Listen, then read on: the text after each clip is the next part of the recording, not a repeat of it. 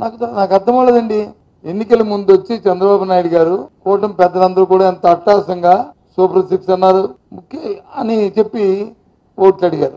చంద్రబాబు నాయుడు గారు ఎప్పుడు అధికారంలోకి వచ్చినా ముందు మోసపోయేది నష్టపోయేది ఎవరంటే మా అక్క చెల్లెమ్మలు, మా తల్లులు, మహిళలు. నేను వాళ్ళని సునాయాసంగా వాళ్ళని మోసం చేయడానికి అవకాశం ఉంటుంది.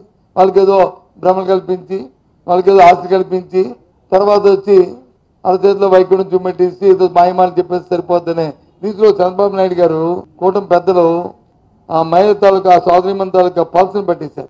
ఆలోచన చేయండి.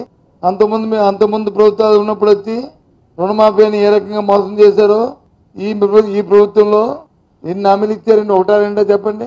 హామీలకు వచ్చి రేపు ఎల్లుండి అని వచ్చారు. ఏదో స్వాతంత్రం వచ్చినట్టు, దేశానికి స్వాతంత్రం వచ్చినట్టు, మహిళలు స్వాతంత్రం వచ్చినట్లు ఆగస్టు 15 నుంచి బస్సు ఇస్తాను. ఆగస్టు 15కి బస్కి సంబంధం ఏంటండి? ఫ్రీ బస్కి నాకు అర్థం అవ్వట్లేదు. ఇప్పుడు ఏదో పండగకి వచ్చి పండగ కానుక ఇచ్చేయమంటే అర్థం ఉంది, కానీ నాకు ఆ ఈక్వేషన్ అర్థం అవ్వలేదు. ఆ డేటు ఇంకా సరే అమ్మఒడి, తల్లికి వందనం, ఇంకప్పుడు ఏదో స్కూల్ తెరిచి ఇస్తానని అంటున్నారు. ఇంతకుముందు 1 సంవత్సరం అయిపోయింది, పాత అయిపోయింది, ఇంకో సంవత్సరం అయిపోయింది, ఇప్పుడు 2 సంవత్సరాలు అప్పుడే గుల్కాకి అయిపోయింది.